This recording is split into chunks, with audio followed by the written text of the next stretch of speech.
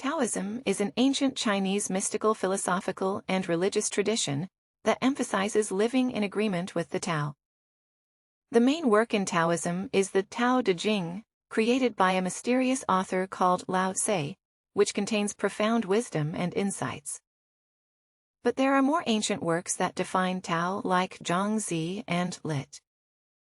It can be difficult to make sense out of the poetry, parables, anecdotes, and other forms of writing that Taoist scriptures have to offer. Nevertheless, we can find a lot of value in them. In this video, I would like to discuss some Taoist wisdom for inner peace. Taoism contains a philosophy that almost directly opposes today's culture. We're all about work hard, play hard, being proactive, unlocking your full potential, achieving social status, which often goes hand in hand with stretching ourselves beyond our capacities. This doesn't mean that accomplishment is evil. A certain degree of accomplishment is necessary for survival, and lies the basis of civilization. But the Taoists highlight that there are alternative ways to live our lives, ways that are less burdened but less glamorous too. This all comes down to living more in tune with the Tao, the all-encompassing and thriving force behind the universe. Here are 4 pieces of wisdom that might bring us closer to the Tao. 1. Don't stand on your tiptoes. In current culture, we're likely to overstretch ourselves in order to achieve our goals. Oftentimes we exaggerate our achievements, boast about our abilities, and push too hard. The problem with this behavior is that we often lack the foundation to do what we want to do, which results in a very unstable position. I quote, "Those who stand on tiptoes do not stand firmly. Those who rush ahead don't get very far. Those who try to outshine others dim their own light. Those who call themselves righteous can't know how wrong they are. Those who boast of their accomplishments diminish the things they have done.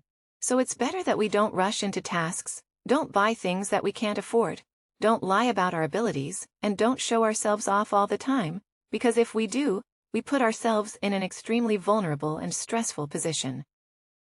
This doesn't mean that we shouldn't go out and accomplish things. It's just that we do so in a manner that's sustainable, and within our true capacities. 2. Let softness overcome the heart as a follow-up to not standing on our tiptoes. It could be very beneficial to realize that softness is a way to overcome the greatest of tasks. Here's what Lao Tse wrote about this, and I quote, "Water is the softest and most yielding substance. Yet nothing is better than water for overcoming the hard and rigid, because nothing can compete with it." We can interpret this in many ways. When we look at how water has carved out mountains and rocks on our planet, we could say that repeating the same acts of softness over and over again will eventually overcome the heart. If we put emphasis on small tasks and efforts, these eventually add up into one big undertaking. This is the power of discipline, which means that we do the same things over and over again to achieve something big. A great factor in this process is the virtue of patience, which is also a form of softness in which we simply accept the slowness of a natural process. Another factor is the willingness to let go, so the universe can manifest itself. We can see this with planting a tree. For example, we can't will the tree into growth, we can only water it and let nature do the rest. Being soft also means being flexible. People that are too hard and brittle cannot adapt to new situations easily, and are often subdued to external circumstances. When we're flexible, like water, we can adapt to these circumstances. When a rock breaks off from a mountain by an earthquake, the fall pulverizes it water. On the other hand, we'll just find another way to flow. 3. Appreciate uselessness in the Xuans. There's a story about a useless crooked tree. The lumberjack didn't want to cut that tree, because that would have been a waste of his time and energy. The tree was so crooked and ugly that he probably couldn't even make one decent wooden plank out of it. But then, Zhongzi came along. He observed that the stray trees were all cut down because they were useful for mankind. Thus, the uselessness of the crooked tree became the reason for its survival. Moreover, people thought that the tree's deformations and age made it special, and began to worship it like a holy object. Our society expects us to be useful. We're more appreciated when we're intelligent, diligent, good-looking, etc. Being useless doesn't get us any respect and is even seen as a vice. Even the Stoics think that living virtuously includes being useful for the community. But the Taoists, as we values as they are, go against the grain by saying that uselessness is actually very useful. In the case of the tree, uselessness led to its preservation. When it comes to humans, we'll see that when we don't possess many desirable traits, we're often saved from a lot of trouble. So if you aren't very gifted, don't sweat over it. Instead, be happy, because gifted people are often the first ones that get exploited. 4. Don't strive but flow along.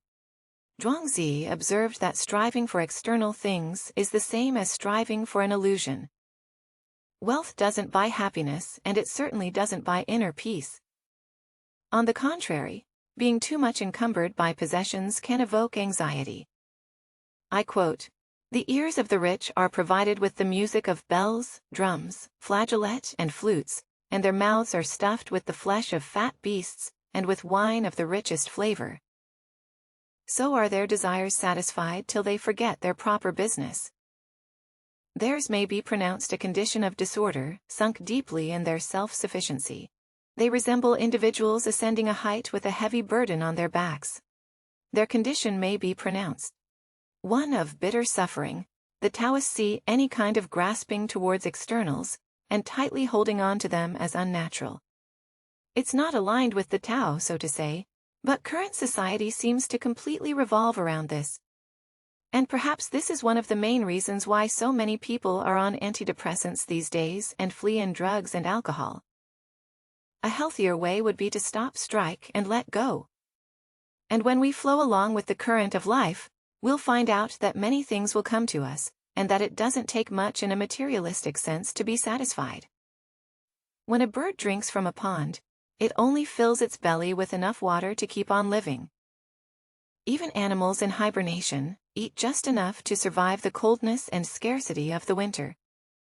By following a more natural, we will most likely end up in places that are more in agreement with our own nature.